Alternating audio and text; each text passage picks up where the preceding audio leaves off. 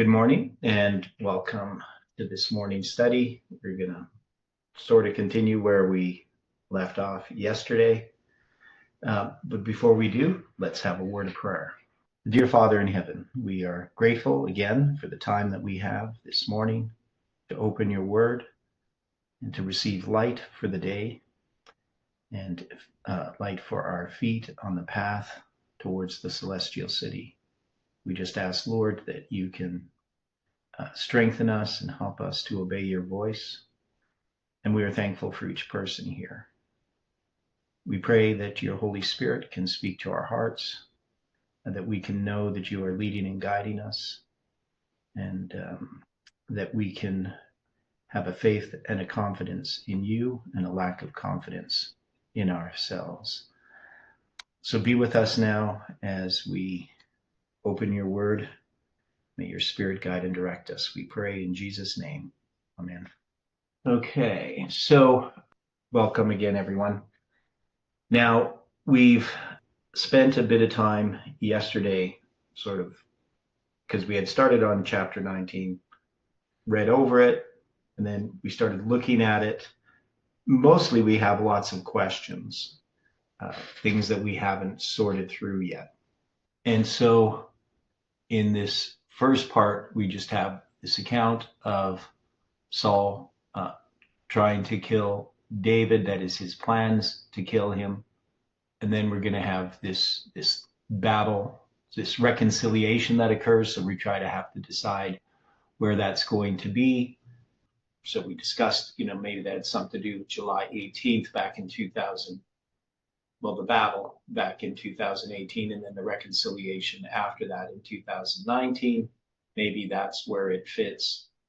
And then, so that's going to be, right, so there's the reconciliation. And then you're going to have this other battle with the Philistines. So if this is a battle with the Philistines after the reconciliation in 2019, then this must be a battle that happens in connection with July 18th, right? Does that make sense to people? I know we're just jumping back into it again. And so we're saying, well, even though it's not the same battle too, it is possible that it's a repeat and enlarge, and we could just lay this over top of November 9th. Now, the thing in this verse here, so this is what I've been looking at this morning. It says, there was war again, and David went out and fought with the Philistines and slew them with a great slaughter, and they fled from him. Now, I think somebody had mentioned, well, they fled from his face. Maybe this was some other place. But sort of, you could see kind of the second coming there, symbolism. Now, we also have this great slaughter. Now, normally, where would we put the great slaughter? After the second coming. No, I'm saying as a symbol in our lives. Well, wouldn't that have been before July 18th then? When so many of you... Yeah. So when does William Miller mention the great slaughter? I don't have an answer. September 11th, 1814, right? Okay, so you're talking at the battle? Lake Champlain, or right. The Battle of, what's the other one? I know the one you're talking about. Yeah. What's the other place name? So we also place it at 9/11. Now, Angela has there Isaiah 30, verse 25. So the Battle of Pittsburgh, or Plattsburgh. Plattsburgh, yeah.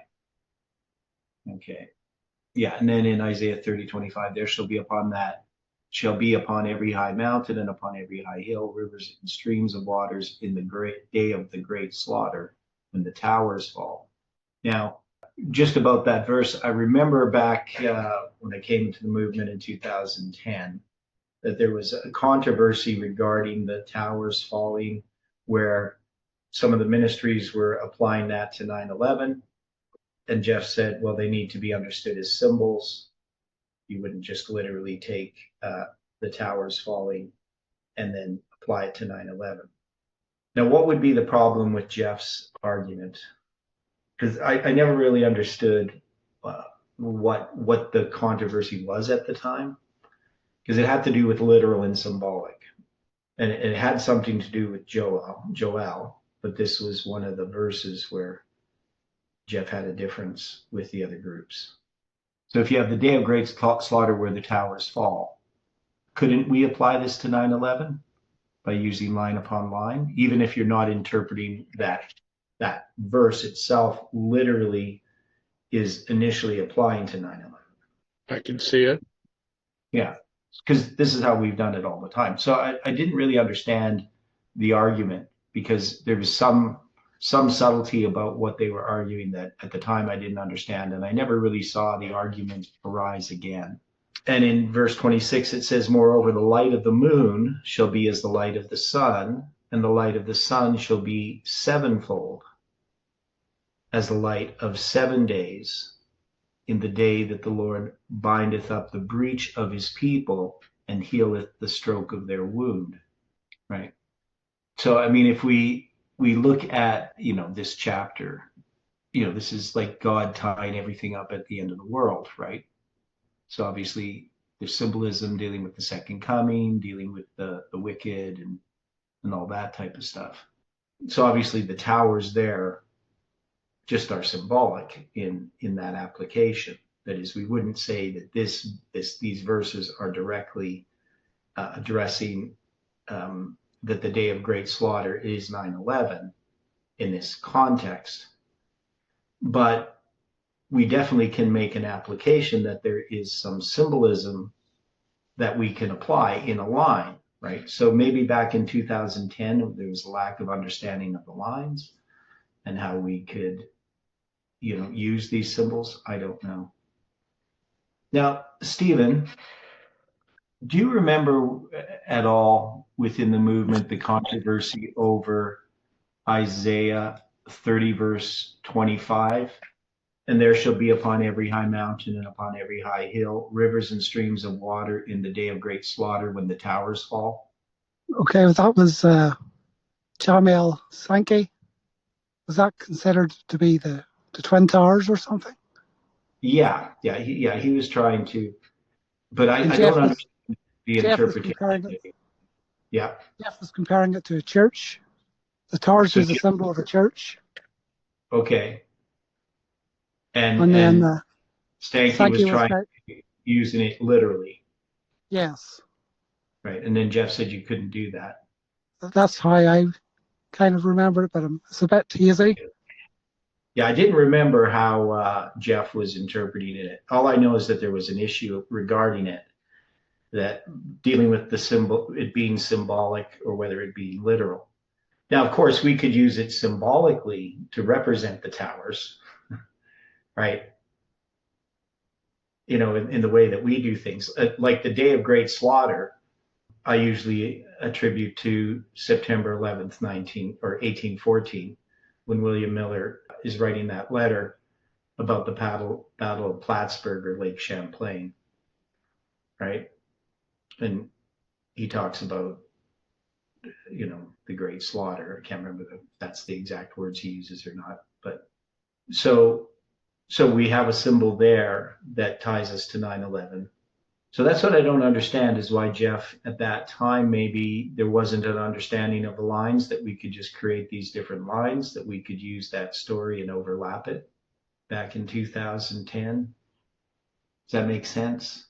Because we would do that now, and he did that later. He would take things like this. We would be able to place them. Yeah, I'm not actually. That's just what comes to my mind, whether I'm right in that. Yeah, well, that's basically what I remember as well. But it never really came up again. But then the next verse, moreover, the light of the moon shall be as the light of the sun, and the light of the sun shall be sevenfold as the light of 7 days, which doesn't really make much sense literally, obviously. But we have all of these symbols dealing with the moon, the sun, sevenfold, 7 days. And it's in the day that the Lord bindeth up the breach of his people and healeth the stroke of their wound. So there's lots of symbolism in there that, right? And then it's going to talk about in verse 28, and his breath as an overflowing stream shall reach in the midst of the neck to sift the nations with the sieve of vanity. And there shall be a bridle in the jaws of the people, causing them to err. right? So, I mean, obviously we could apply this all to the end time events, but I guess the problem that Jeff had is he said the towers falling they're not referring to 9/11, it's referring to churches falling. Yet we can see that is there churches falling in connection with 9/11? Yes. Yeah. So I don't really understand why there would that what the issue was. But anyway, we looked at that just because of 1 Samuel 19, verse 8, this battle with the Philistines. David and he's going to go out, fought with the Philistines and slew them with a great slaughter, and they fled from him. So there is some symbolism here that we could attach to the second coming, but obviously in our application of this, because we're applying it to this movement, we're not applying it to the second coming. We would normally apply this great slaughter to 9/11. But this is a battle with the Philistines, and we already had established the Philistines is, we're putting it to Parminder's group, their method of study. Now, we also have connected 9/11 with 11/9. Now, the thing that was sort of interesting here for me was, so I looked at the Hebrew, the word slaughter, and it's 4347. Now, of course, 4324 is the number of days between November 9th, 1989 and 9/11. So this is obviously an extra 20, whatever it is, 23 days, if we put it as a span of time. Now, one of the things that we connect to 9/11 is we have Stephen's birthday. And in our chart, when we had, and so this one just might be a coincidence, but we had this chart here of all these different dates. And in here we had, so we got this 9/11/2001, we have February 11th, 2009, and that's Stephen's birthday in 2009.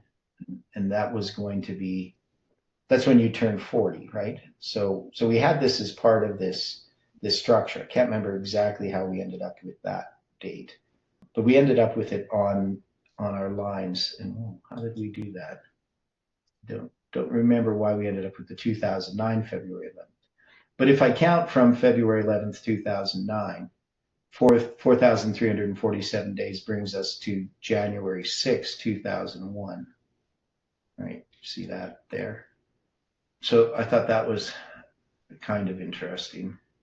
So whether that's, some symbol that we should look at in applying this slaughter. Now, of course, there's no slaughter there at January 6th, contrary to the popular media, right?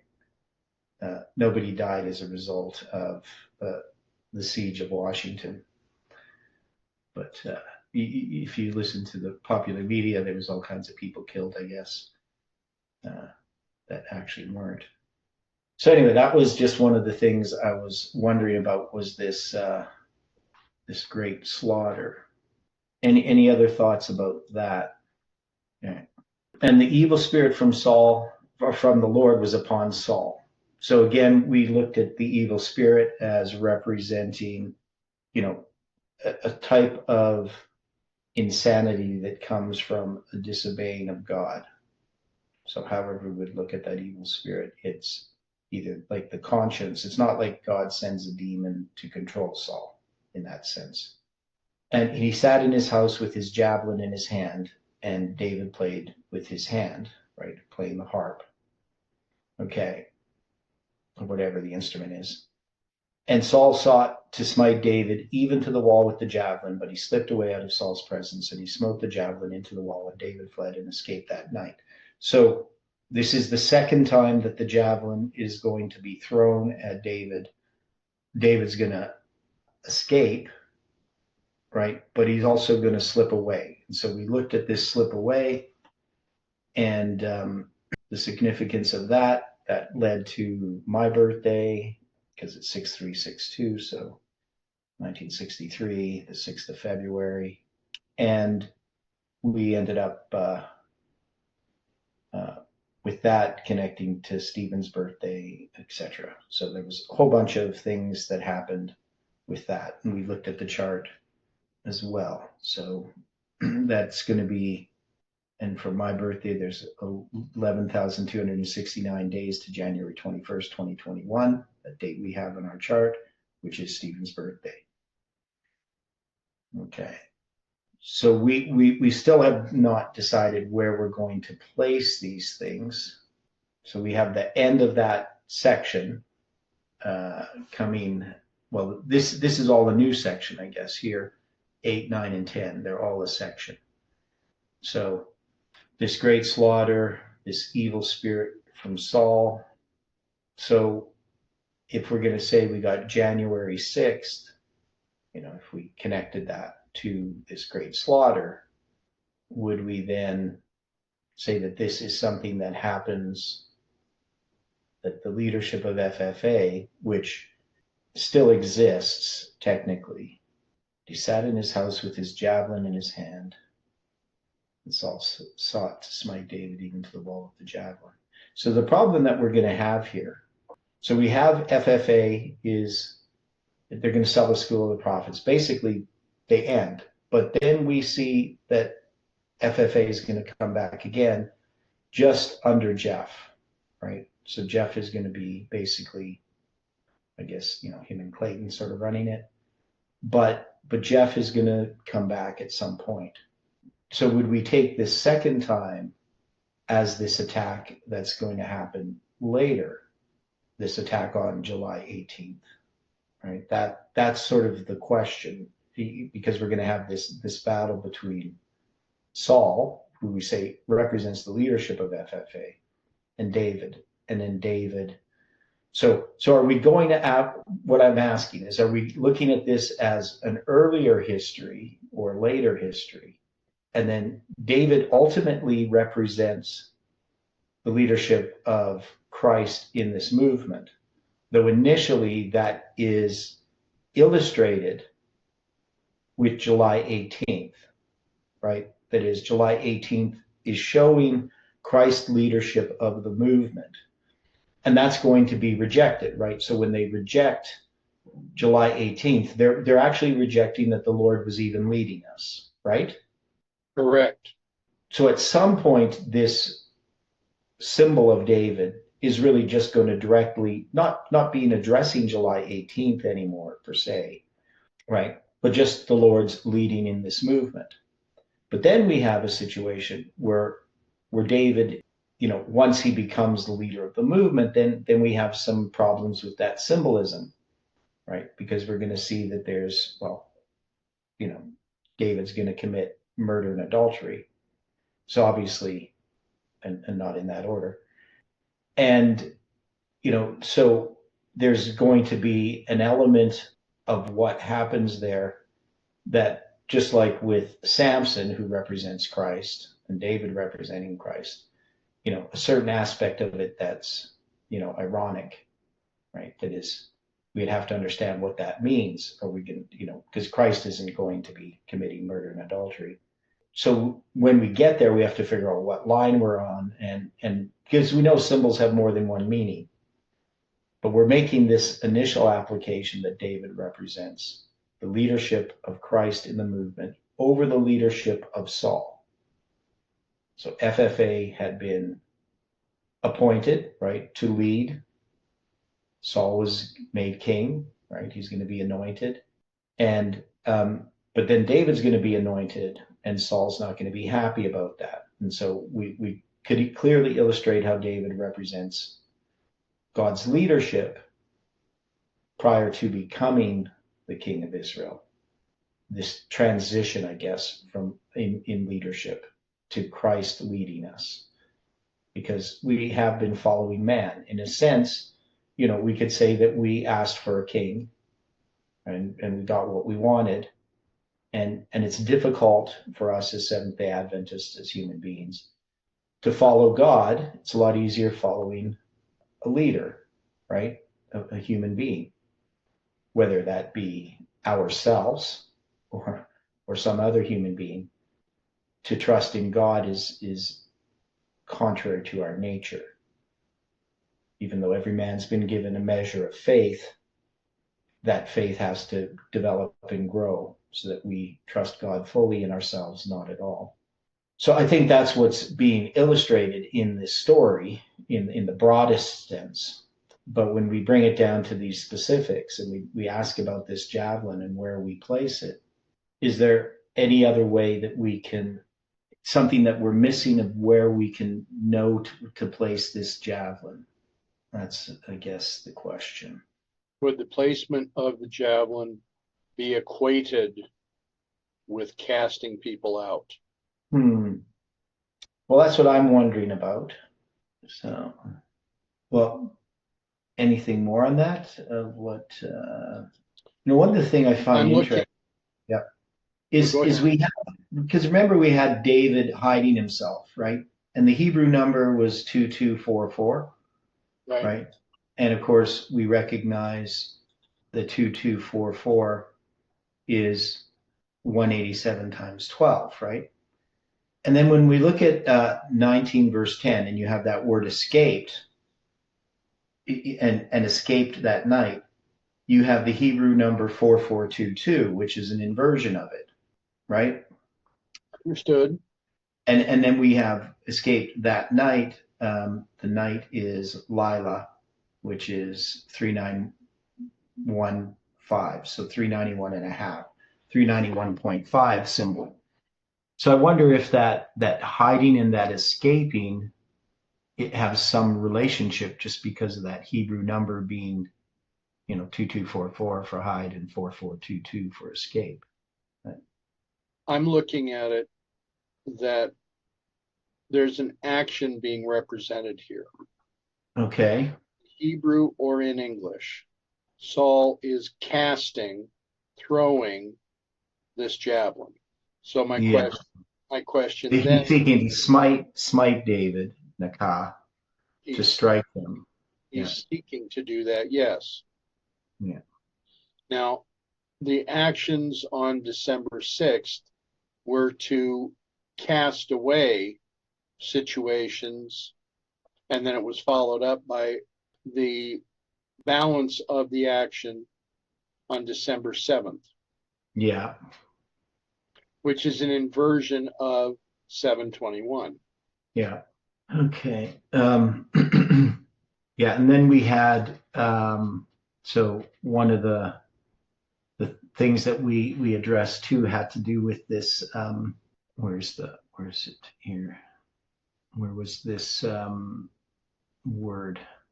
Okay. Yeah. So we're going to have in verse 7, right? 19 verse 7, Jonathan called David and showed him all those things, and Jonathan brought David to Saul, and he was in his presence as in time past, right? And that's going to be like the day before yesterday, right? This is the third day from that day, right? That's the Hebrew expression, the idiom, which is very interesting, so that I just find it just interesting the way that the Hebrew idioms can have these sort of symbolisms underneath them that you wouldn't notice in the English translation. They're not going to translate those idioms.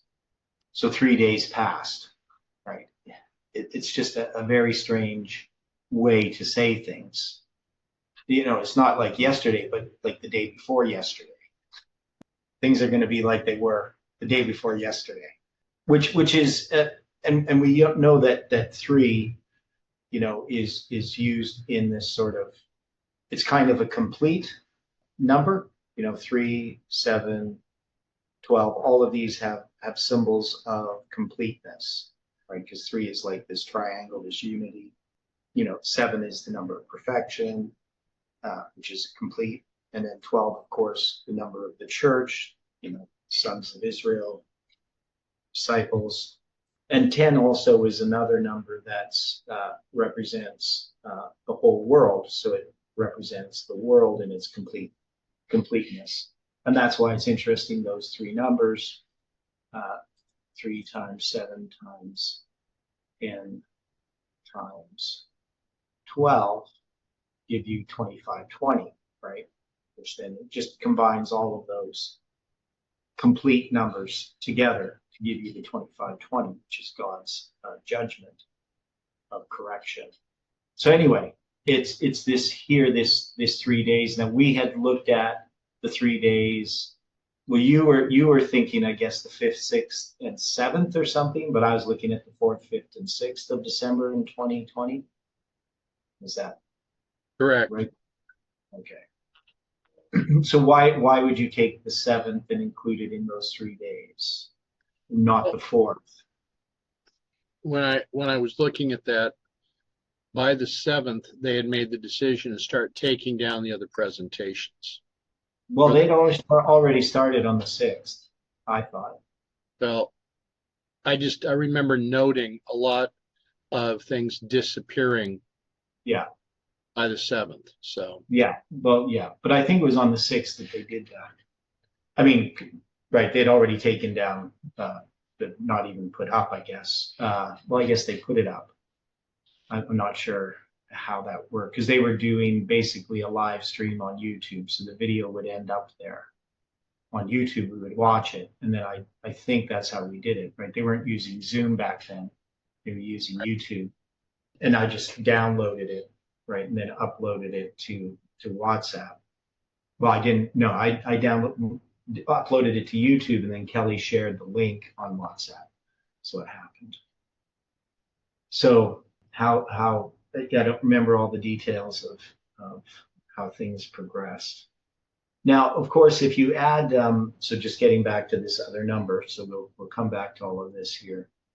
So if we add that, we have the hiding, the 2244, and the escaping 4422. If you add them together, of course, you get 6666, right? So 4 6s. And we know between Dwight's birth and mine is 6 times 6 times 6 times 6 days. That's 1296. And then there's 6,666 days between Dwight and Iran, their births. But of course, we can see in that symbol of 666. So whether that's significant, adding those two together. And so if we're going to deal with this javelin, so we're going to say the first time that the javelin is thrown is when July 18th is shut down in 2018. And then the second time is going to be December 6th, 2020. That could work. Okay. Yeah. There's so many things I'm still not certain about and how we would do that. So we're going to keep some of those things in our mind. And so then we have 1 Samuel 19, verse 11. Saul also sent messengers unto David's house to watch him and to slay him in the morning. And Michal, David's wife, told him, saying, if thou save not thy life tonight, tomorrow thou shalt be slain. Okay. So what is Michal representing then, as far as a symbol? So it's David's wife. Saul is going to send messengers unto David's house to watch him and to slay him in the morning. I mean, would this bring us back to what happens in that weekend, December 5th, let's say, December 6th? In the morning, of course, that's the morning of December 6th. Is that how we would apply that? So Saul sent messengers. Okay. He sent messengers unto David's house to watch him. Now, again, that word watch is that the same word that's used when Saul tells David that you need to hide. That is, take heed to thyself. That is, watch thyself, right? Until the morning, and abide in a secret place and hide thyself, right? So that hiding thyself is 2244, but the take heed to thyself, or the watching, is 8104 in Hebrew. So we got that same Hebrew word, used it here in a different sense of watching or taking heed of him, I guess, to slay him. That's 4191, to slay him in the morning. And Michal, which is that the number that we have from November 9th, 1989 to 9/11 in 2001. That's the number of days. So we're saying that Michael represents, it represents that span of time. It connects us to that first angel's message. Maybe we could even argue. But it also is a church, right? A woman represents a church. So she's going to let David down, that yarad, to descend, literally to go downwards, and through a window, which is, hold on, and he went and fled, which is 1272. So it's a different word than fled when he fled from Saul's presence.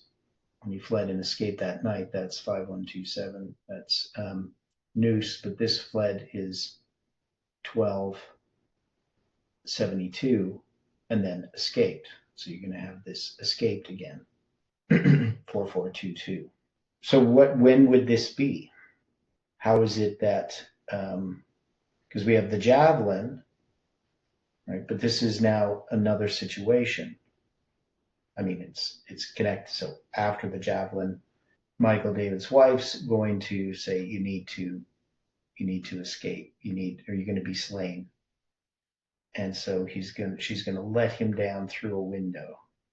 And then in this story, it's an interesting story. Some, deception on Michael's part. And I'm sure some of us at some time or other have put an image in our bed when we snuck out as kids. I don't know if any of you have done that, but I know I did once. I don't think I got the idea from this, but probably from television. But Michael took an image and laid it in the bed and put a pillow of goat's hair for his bolster and covered it with cloth. So they're looking at this word teraphim, right? So we've run into that word teraphim. Now, what is a teraphim? An image. Okay. Now, of course, it can refer to an idol, but in this case, it wouldn't, right? It's just using that because idol just represents something else. So when we think of an image of something, it's a representation of something else, right? It's not the thing itself. Correct? I would agree. Yeah. So the word is kind of interesting. It says here that it comes from or related to 7495. So this word is teraphim, right? But it comes from the word rapha, right? Which is, of course, teraphim is plural. The im is the plural part. It's that tet at the beginning that is added to this word to make it be an image. But the original word means to mend by stitching, that is figuratively to cure. So like when you get stitches, like heal, a physician, or repair, to make whole. So it's kind of a strange relationship between this idea of an image and the idea of mending something. But maybe it just has to do with how it's constructed. I don't know. So it's something that's made, I guess, is the idea. So anyway, we got this image that's a representation. And then it says he laid it in the bed, or she laid it in the bed. So that word laid is sum or seem, means just to put, right? So she put it in the bed, right? So they're just using a more poetic language, laid instead of put. And then the bed 4296. So couch, a bed, a bier, right? From a word that means to stretch or spread out. And then she's going to put, this time they translate 7760 as put instead of laid, and put a pillow 3523 is the Hebrew number. Kabir of goat's hair, right? So we got, so that is going to be intertwined material of goats for a bolster. Bolsters just means the head or a pillow, right? Where you place your head. And covered it with cloth. So covered is a kasar, made it too plump, right, to fill it up. And obviously cloth, beged, okay, clothing. So anyway, we have this picture in our mind of how Michael is going to create this deception, sort of a subterfuge. So what is this? How would we take this story here? How would we place it? What would it be connected to? I mean, it's it's a type of deception or subterfuge. But there's the idea of this image or teraphim that's used. I mean, I don't like the idea of deception, right? So what is Michael doing something good in this? Is this representing something that's bad in the movement? Well, in this situation, you asked the question, did Michael do something that was good? Did Raquel do something that was good? I mean, when Laban came after Jacob and his daughters and grandchildren after this verse, Raquel chose to sit on the images and claim that it was her time of the month. Yeah. So was she correct in doing this? Was she righteous, or was she flat out lying? Well, I would take it negatively. I mean, one is she's taking these idols, which are not good things to begin with. Now you're connecting that because of the teraphim as well, right? That is correct. Yeah. So, but I'm also connecting it because Michael is doing this to keep her father from going after David. And Raquel took this because had Laban found those images in her tent, what was his intention as a play on words? I don't know. I believe that Laban was going to slay whoever had that. Well, would he have slain Rachel? Wasn't that his threat? Yeah, was that threats and intentions aren't always the same. Well, okay, what was the threat of Saul in this situation? Well, Saul's seeking to kill David. Yeah. Right. So, I mean, and that's, we could, if you're going to try to deal with the morality of it, the Jews during the Holocaust, you would, if you were hiding a Jew in your home, would you use deception? Would that be correct? That's sort of posed as kind of a moral dilemma or whatever, where, I mean, obviously in that situation, that wouldn't be wrong, right? Okay. So, but it does show a lack of faith in some ways. So I don't know. It's if we're going to apply this to the movement, did the movement use some kind of deception? That is the question, right? Or we could just say that we could take this story, this making of a representation, has something to do with the lines in some way, because the lines are a representation. And then exactly, is Michael here in this case? She is, she's preserving July 18th. So, that's a good thing. But I don't know. I'm not sure how to place this story, how to take it yet. Right. And then we're going to have this woven pillow of goat's hair for this head. Right. And that's placed in this bed so that it looks like there's a person in the bed. It's going to be covered with a cloth. What is this representing? I guess is just, I'm not sure how to look at this. Well, the actions of a woman, the actions of a movement or a church are to protect the message that is to go forward. Mm-hmm. So how do we approach those actions? I don't know what you mean. All right. Michael is, in this example, a woman. Therefore, Michael is representative of a church. David is representative of a message. Okay. Michael is seeking to do something to protect the message. Yeah. Keep the message from being destroyed. But we're not agreeing with the method that Michael is using. Correct.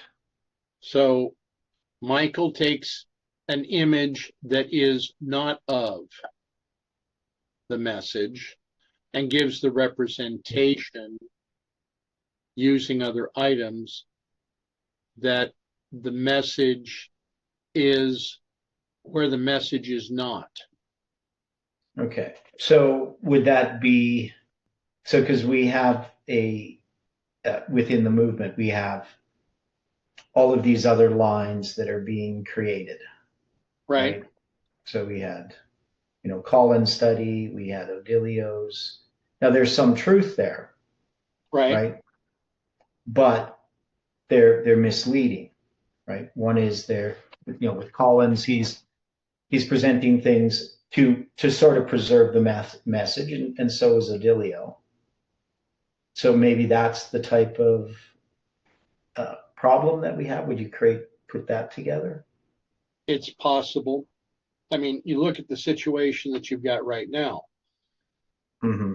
We have been involved in these studies for the last 5 years. Yeah. Colin has made a choice not to involve himself openly in any kind of study like this. Yeah.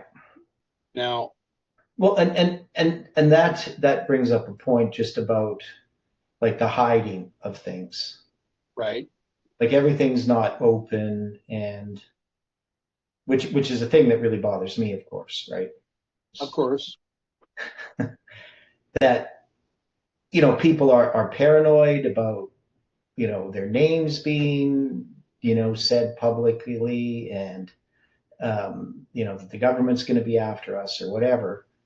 But we need to everything needs to be done openly. But okay, but like what you just said.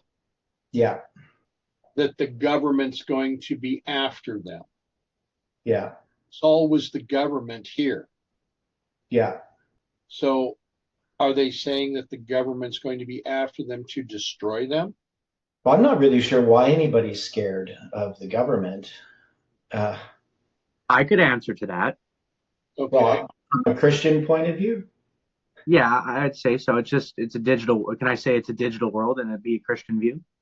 But the point is, a Christian shouldn't be scared of the government. I'm God-fearing, but I know after what you told me what the three-letter agencies do, Mr. Turner, it'd scare any man with the Yeah, but as a Christian, that would be wrong to be, to be hiding in the way that these groups hide, right? That's what I'm trying to say. Yeah. I understand what you're saying. Yeah, obviously the government's a threat, but only temporally, not like only in this world, not as far as the kingdom of God is concerned. Oh, there's no fear in heaven. Like I've been told that. Well, yeah, but also,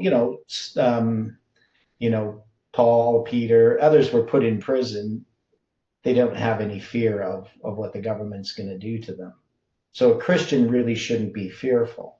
It really bothers me, actually, to be honest, that a Seventh-day Adventist is concerned about the government finding out what they're doing. I just don't think it has a place in the Christian's thoughts, right? we're ambassadors of God in this country. We understand that we're under the protection of God.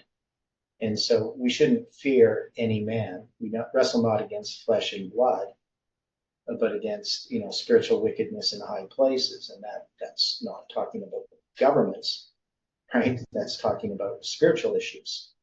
But here in this context, Dwight, you're trying to say that, well, there is this sort of fear, but hiding from the government, but it's also trying to protect the message in some way, but it's not, to me, it's not in accordance with God's way of doing things, right?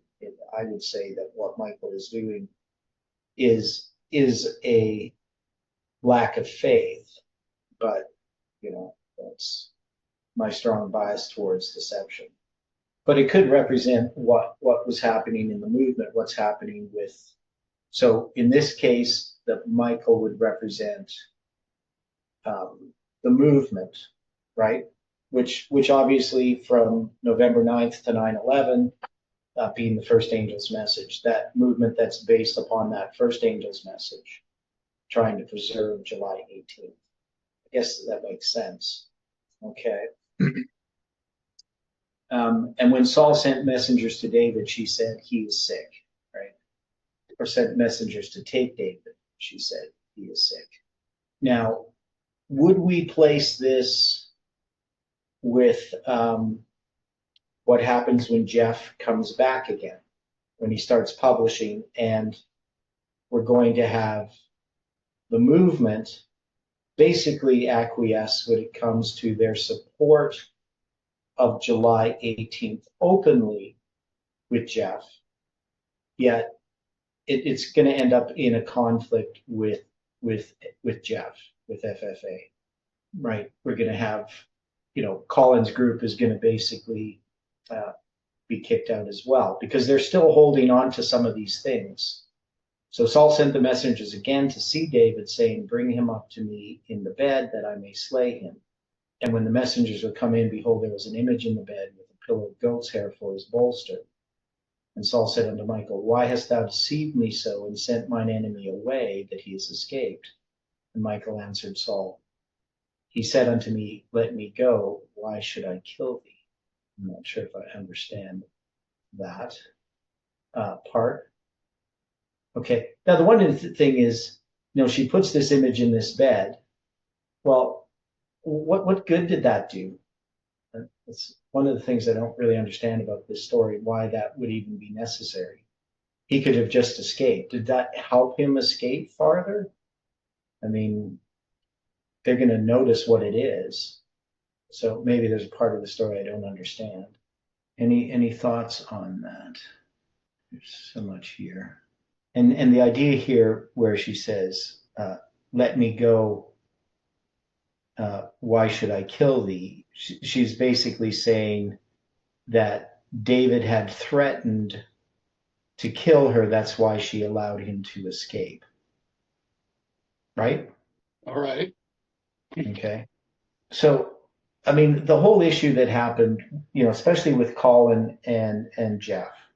So Colin had been, so I want to go back to this, because remember what had happened in the controversy with the Canadian group, that when we started doing this, I started doing the study on the presidents of the United States.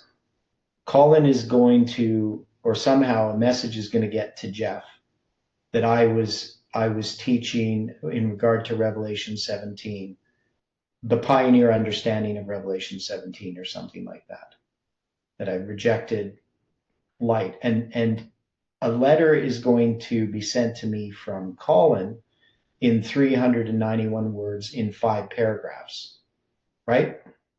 And this is a message that only Jeff could have written. Right. But Colin is not going to tell me ever that Jeff wrote it, right? He wants to hide. I asked him many times, right? Yeah. Now this is in verse 10 where we have this javelin thrown. into the wall, and David fled and escaped that night. Now, that letter, I just want to look up the date of the letter itself. Let me see, how would I find that? But you see what I'm saying, that this is like there's a type of hiding there. And I never really fully understood, and I still don't, why he just wouldn't tell me that Jeff wrote it. Like those kinds of things, well, maybe he just does it because he knows it bothers me. I guess that's possible, right? Possible. Yeah, so that's going to be so when I did that, that's going to be in 2022, right? That I do that study on the presidents of the United States, because Colin's going to present. So it's going to be like February or something like that, or March. I can't remember the date. Okay, let me see. I know it was his old email as well. A lot of emails. I don't see it. We have to look for the text itself. But anyway, I think that's probably going to be significant. So the threat because David doesn't threaten Michael. So again, Michael is going to use this idea that she's been threatened. That's why, she let David go. So is there some parallel to how the Canadian American group placate Jeff? Can you restate that? Is there some parallel between what Michael is saying about this threat that David that he doesn't make, but she says he makes? That's why she let him go, because he had threatened her. Is that some way in which the Canadian American group, is there some parallel to how they placate Jeff when he comes back? That that they've sort of been on his side the whole time, like there's some kind of. That becomes an interesting concept. Yeah, I'm not really sure. I'm not really sure how how we should look at this. I don't know. I don't know why I can't find this. I just don't remember. Oh, I know how to find it. Should have thought of this first. So in this letter, right? So this is, I'm pretty sure Jeff writes this. Is it not a denial of Miller's rules, as we have always done?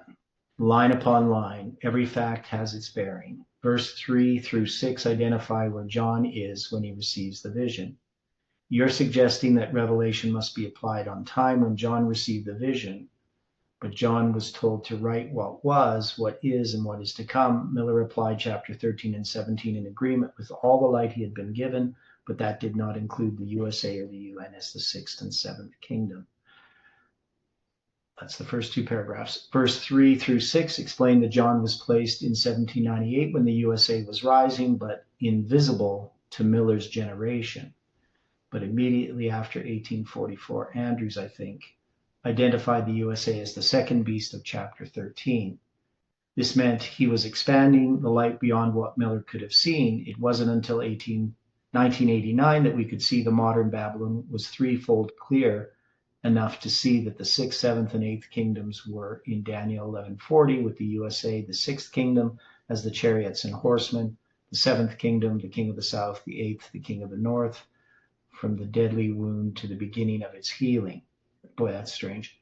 Anyway, the point is that Revelation 17 is foundational to the message of Daniel 11:40 to 45. I have argued from the beginning of the message that the strongest proof in support of what we teach is that the sequence of the 6 verses of Daniel 11 is identical to the sequence of Revelation 13 and 17. These 3 chapters are 3 biblical witnesses to the correct sequence of events, and one chapter portrays the events from either the beast, 13, the dragon, 17, or the false prophet, the USA. To teach a different sequences of Revelation for Revelation 17 is an open attack against the foundations of the movement. At the Sunday law, verse 41, prohibition is finished for those who are still involved with the work of the dirt brush man, cleaning out the rubbish. Before the Sunday law, the final cleansing of Malachi is concluding, and the cleansing is accomplished in connection with the battle of truth and error. It would therefore behoove all to weigh what it means at this point in history when someone is openly attacking the foundations.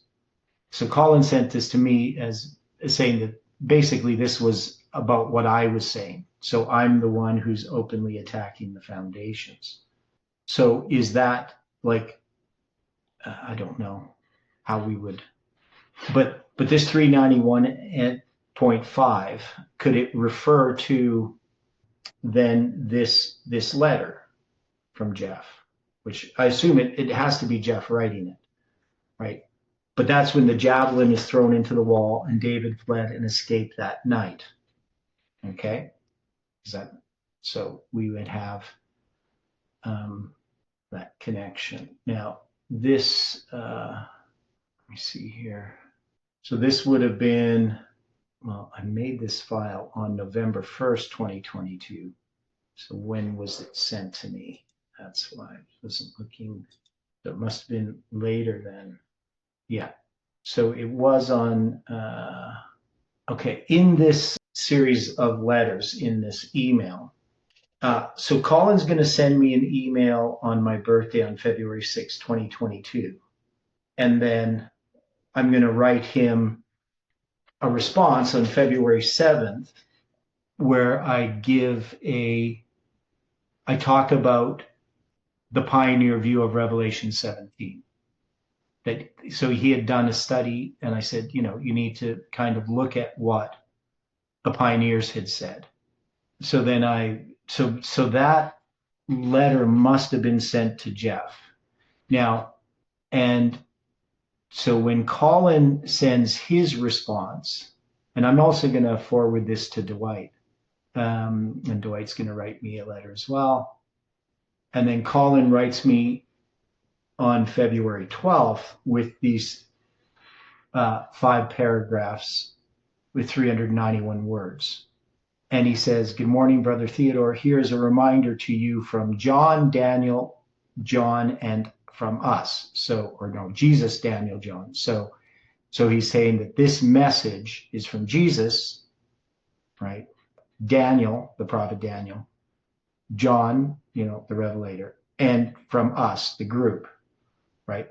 But he will never tell me who wrote it, but it would have to be Jeff, right? That's the position I take, just because I've argued from the beginning of the message that the strongest proof, right? And it just sounds like Jeff. So that's going to be on February 12th, 2022. Okay, so I'm not sure what we would do with that. February 12th, 2022. It's one day past Stephen's birthday. So I don't know about anything significant with that. So there's something about that anyway that I'm going to have to look at in more detail. So we have this Michael representing then the movement, which is founded upon the first angel's message. But it makes a profession of the second angel's message, but it doesn't really fully receive it. If we compare this with Millerite history, is there any comparison that we would have with what happens after 1844? I mean, because there is no actual, threat by David to kill Michael, but that she's going to imply that there was. So when we come to this tomorrow, we're going to have to try to figure this out. We also have to deal with where David fled and escaped. He goes to Samuel, to Ramah, right? Which we already understand what Samuel represents. So there's going to be some interesting things there. Any sort of final thoughts? I mean, it's going to be a bit difficult to figure this all out, but I think we're starting to look at the pieces of the puzzle, and maybe they'll fit together in some way that we don't expect. I guess all that we can say, there's lots of hiding and deception and things going on that are not in the open. And that definitely represents what was happening in the movement. Okay, well, let's close with prayer. The dear Father in heaven, thank you for the time that we've had here to puzzle over these verses. And we just know, Lord, that you have something prepared for us to understand about ourselves, that we can see our need of you, and that we can trust in you fully. I pray for each person that you can watch over them, May your angels take care of them. And may you bring us together again to study your word according to thy will, is our prayer. In Jesus' name, amen.